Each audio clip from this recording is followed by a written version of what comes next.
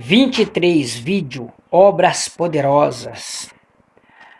Segundo Samuel capítulo 18, versos 9 ao 15. Vamos lá. Por acaso Absalão se encontrou com os servos de Davi, que era pai dele, e Absalão ia montado num mulo, e, entrando o mulo debaixo dos espessos ramos de um grande carvalho, pegou-se a cabeça de Absalão no carvalho, e ele ficou pendurado entre o céu e a terra.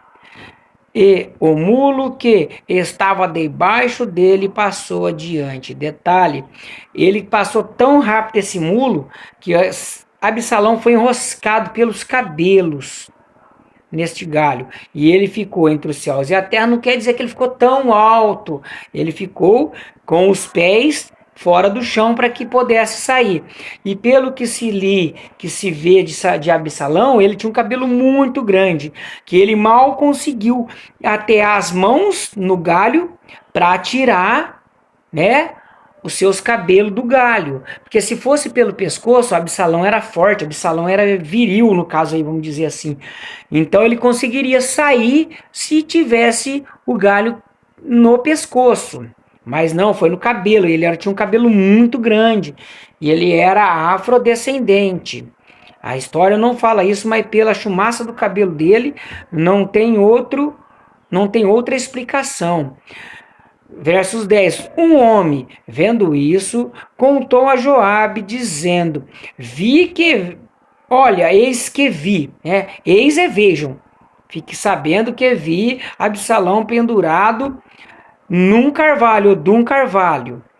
Então disse Joabe ao homem que lhe contara: pois que o viste, por que não o derrubaste logo por terra? Por que não matou então? Já que você viste, matasse ele. E que eu te haveria dado 10 ciclos de prata e um cinto. Respondeu, porém, o homem a Joabe: ainda que eu pudesse pesar as minhas mãos 1000 ciclos de prata, não estenderia a mão contra o filho do rei. Filho de quem? De Davi. Pois bem ouvistes que o rei deu ordem a ti e a Abissai e a Itai, dizendo: guardai-vos cada um de tocar no mancebo Absalão. Então não mata. O rapaz foi prudente, não matou, entendeu? E se eu tivesse procedido falsamente contra a sua vida, coisa nenhuma se esconderá ao rei, e tu mesmo te apoderias de mim, até tu mesmo mataria eu, né, Joabe? E aí o que acontece? Foi no caso que um moço falou para Davi, numa guerra que Davi estava fazendo, onde morreu Jonathan e morreu Saul. Davi falou: eu matei, como se fosse algo de boas novas, que era inimigo de Davi, e Davi matou ele. Não, por boas novas, matou ele, porque ele disse que matou. E realmente, ele não tinha matado ele.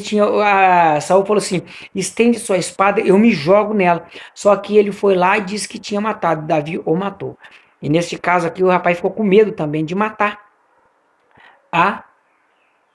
o Absalão, que era o filho de Davi.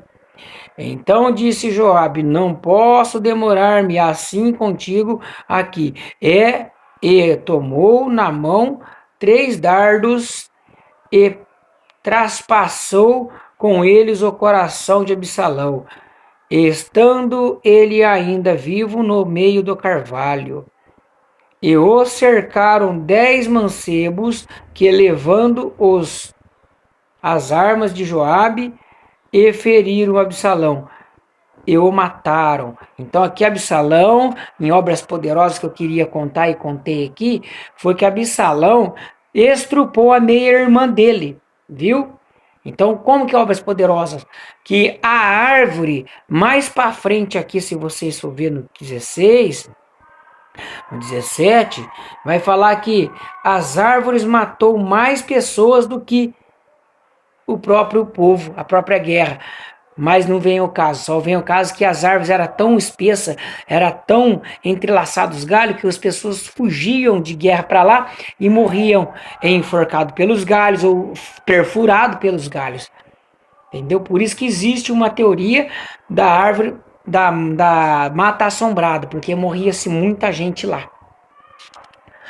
O capítulo 23, 8 ao 13, o 16, o 20 e 21, do mesmo livro.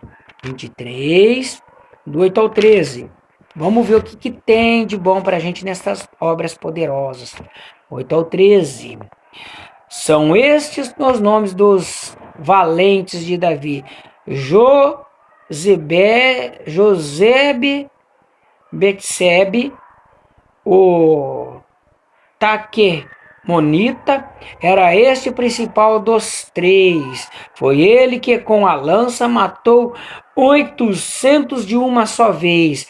Homens poderosos na guerra de Davi, que não se explicava o quanto eram poderosos, porque Deus os proporcionavam ter tais força, tais façanha, que matavam 800 homens de uma só vez e com lança.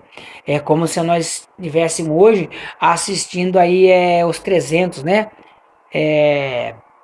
A guerra aí dos espartanos, né? Era praticamente homens muito fortes, velozes, e isto tinha a mão de Deus dando forças para eles. Depois dele, Eliezer, filho de Dodó, filho de Aoi, um dos três valentes que estavam com Davi, quando desafiaram os filisteus que se haviam reunido para a peleja. Enquanto os homens de Israel se retiravam, este se levantou e feriu o filisteu até lhe cansar a mão de ficar pegada à espada. E naquele dia o Senhor operou um grande livramento e o povo voltou para casa, junto de Eleazar, somente para tomar o despojo. Este homem ficou com a espada, lutou tanto com a espada, que a espada grudou na mão dele. Se apegou na mão dele. A força que ele fez de não soltar a espada, a mão dele parece que até entrofiou aqui nos versículos atrás, né? Que olha lá, ó. Que o filisteu até lhe cansar a mão e ficar pegada, grudada à espada. Cansou tanto que a mão ficou grudada na espada.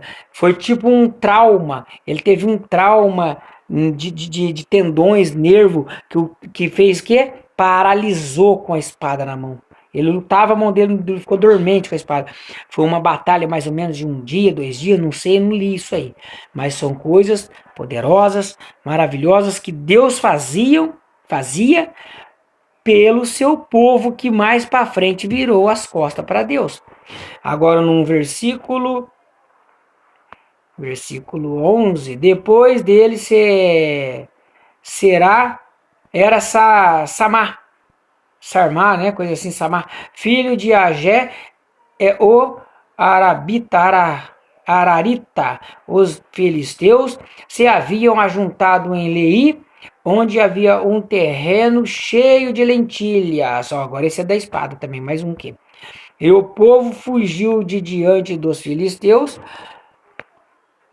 Samar, porém, pondo-se no meio daquele terreno, defendeu-o e matou os filisteus.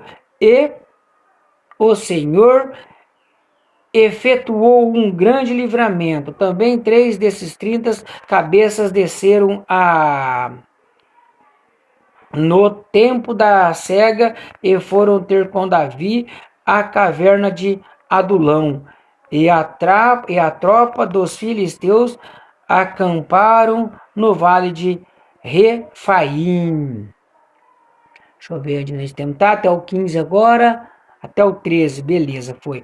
Então, para defender a lentilha, ele segurou com a espada e matou esses 800 homens, matou 800 filisteus, defendendo os que corriam dos filisteus e defendendo a sua lentilha, né?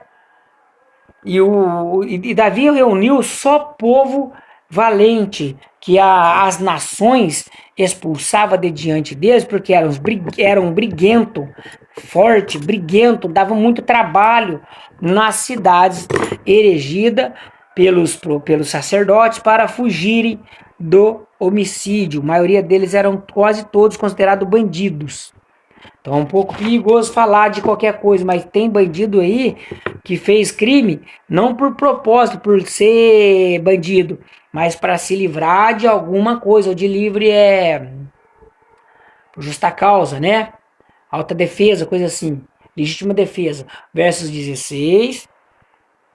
Então aqueles 3 valentes romperam pelo arraial dos filisteus, tiraram água da cisterna que está junto à porta de Belém e trouxeram a Davi. Porém ele não quis bebê-la, mas derramou-a perante Deus. 3 homens, 3 valentes que estavam na caverna, voltando aqui ao versículo. Davi falou: quem dera eu tomasse água daquela cisterna. E os 3 valentes passou no acampamento dos filisteus sem serem vistos, foi e voltou e trouxe água para Davi. Davi falou: não sou digno do sangue de vocês, vocês riscou a vida por mim. E sacrificou aquela água e o ato valente dos 3 valentes para Deus. Davi tinha muito defeito, mas a grande qualidade de Davi é que ele não escondia defeito. E as qualidades dele, que Deus gostava, era isso, de não esconder defeito, mentir. Davi não ficava mentira com Deus, não. Versos 20 e 21.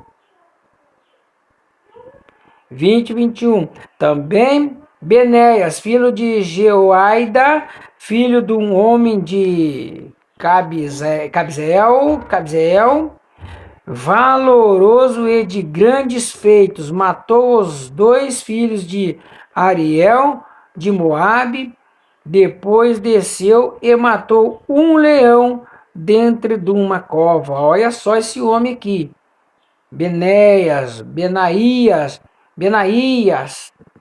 matou esses 2 filhos de Moabe e matou um leão dentro da cova, no terreno da neve, no terreno da neve, né? No tempo da neve. Com certeza, ele foi se esconder, viu o leão rugiu, ele lascou-lhe a espadada, né? Até nesse cara aqui temos que pegar exemplo. Se um cachorro te atacar, não deita no chão, fica gritando ai ai, pelo amor de Deus, não. Fica em pé, pega uma pedra, vai bater nele. Deixa ele morder um braço, mesmo que isso ocorra muitas lesões, e dá pedrada nele, né? Porque o cachorro gosta de vítima fácil, o urso gosta de vítima fácil. Não é o nosso caso, que nunca vamos deparar com o urso. Mas neste caso de cachorro, até gato, eu vejo pessoas sendo atacadas por gato e as pessoas ficam gritando. Meu, dá essa paulada na cabeça. Gato, cachorro, o golpe é focinho. A tua vida vale mais do que esses animais, tá bom? No caso, exemplo deste Benaías. 21. Matou também um egípcio, homem de temível aspecto. Tinha este uma lança na mão, mas Benaías desceu a ele com um cajado, arrancou-lhe da mão a lança e com ela o matou. Era homem de aspecto terrível, era feio, assustador, mas Benaías matou com cajado, sem espada.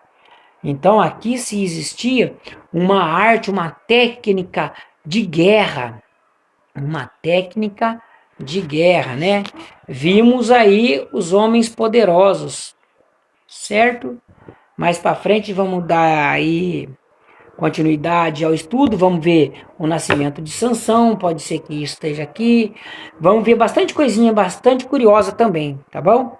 Neste caso, o que está em pauta é o poder de Deus. E ali, Absalão não tinha nada a ver com o poder de Deus, mas que a árvore, tanto a mata, era tão perigosa quanto as guerras. Matou-se muita gente naquelas matas, enroscado pelos cabelos, enforcado pelos galhos. E aí diz a história aqui para trás ou mais para frente, quando Davi sai em guerra, que a mata fez mais vítimas do que a própria guerra. Amém?